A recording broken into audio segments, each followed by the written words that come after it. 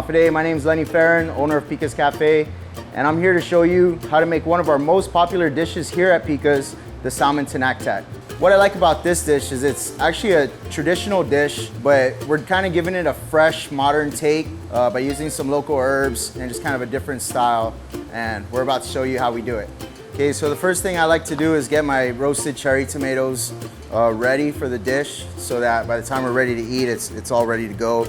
So I try to use as many local ingredients as possible. I got some fresh rosemary from my mother-in-law's garden, and fresh local cherry tomatoes, always the best. So you just cut them up. You can even put the cherry tomatoes in the oven whole. I just kind of like to cut them to give them a nicer look, and also helps it to cook a little bit faster. Throw in some rosemary, a couple cloves of garlic, and a little bit of olive oil. And then we're gonna throw that in the oven for about 15 minutes. Just get it nice and soft, get all the flavors together in there. Okay, so traditionally, you gotta have some long beans in the tinaktak. That's pretty much part of what a tinaktak dish is. So we got our local long beans, or some people like to call them string beans, right? That's this right here. And just gonna chop them up. Nothing too fancy, you know, just like backyard style cooking, however, to the size that you like it, right? And we're just gonna throw these in a pan. And also like to use local eggplant with our tinaktak, especially for the salmon. So get this eggplant and cut it up as well. And these are all just gonna be sauteed very simply with salt and pepper and olive oil. So nothing too fancy about this either. I don't mind throwing it in the same pan as our string beans. Just add a little olive oil, salt and pepper, put that on the stove, and that's it. Okay, so because we don't put lemon in the tinaktak, we got to get acidity from somewhere. And here at Pika's, we actually like to do balsamic onions for some of our sandwiches. So we decided to just do some balsamic onions with our salmon tinaktak as well to give us some acidity. And that's all it is to it. You just throw that on a hot stove, let it sizzle up, and it's good to go. Okay, and of course, the star of the show, the salmon fillets, which I have right here, already cleaned, scaled, and skinned. You can leave the skin on if you like, but I just prefer to have it off. And basically just gonna throw them in a pan with some olive oil and just season a little bit with salt and pepper, fry it up, get it nice golden brown sear on both sides, and that's ready to go. All right, awesome. We got all our ingredients prepped up, and now we're gonna start firing up the grill and cooking some food. First, we're gonna start with the string beans and the eggplant that we cut up earlier, and just like to put a little bit of olive oil in there. And this, you know, you don't wanna do too much to this. You actually don't wanna cook it down too much. You really want the crunchiness of the string beans to still be there, and the eggplant not to get too mushy. So we're just gonna let it get a little hot and then turn it off. All right, so this is just about done. You're starting to see a little color change in there. Eggplant's kind of getting brown, and you can season it a little with salt and pepper, and that's about it. Should be ready to go. All right, so next we have our balsamic onions, which is basically just two ingredients, the red onions and the balsamic vinegar. Real simple, put it in a pan and just put it over the fire.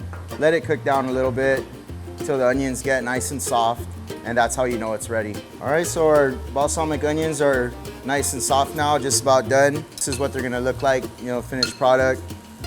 And this is where we're gonna be getting our acidity from for the dish, which is a very important part of the dish. So another key ingredient to this dish is coconut milk.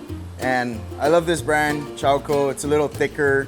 So this is what we use here at Pika's. And what we like to do is just put it in a pan, season it a little, salt and pepper, and just let it reduce down so that it gets a little thicker.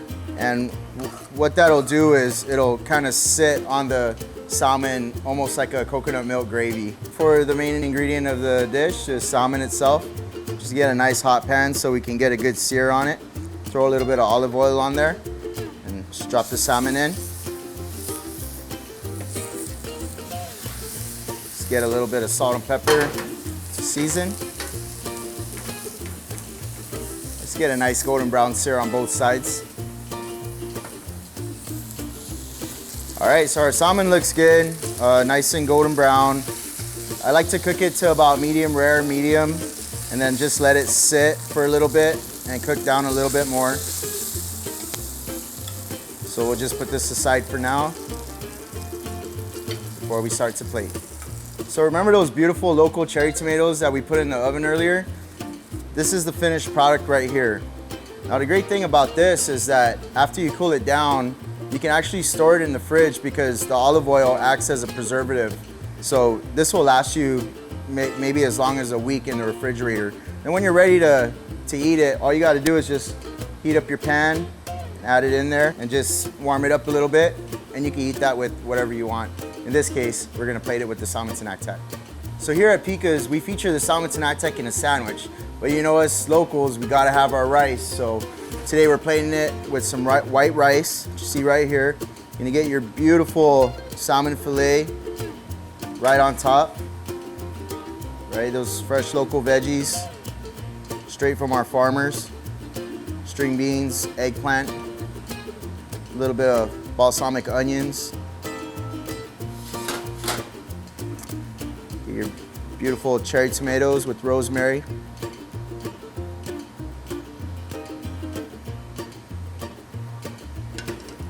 And we're gonna put our reduced coconut milk all over everything, as much as you want. Gotta get some on the rice too, of course. Right, then I always like my seafood with a little bit of acidity, some citrus, so get some beautiful local lemons right on the plate like that. And I love dill with my salmon, so I get fresh local dill from my mother-in-law's garden and just kind of sprinkle it for a little added garnish, little added color to the dish. And of course, gotta have our Fina'denne. So put that on the side. And since it's fish, you can eat it just like this with the calamansi, or you can add some soy sauce to it. But there you have it. That's your Salmon Tinaktak.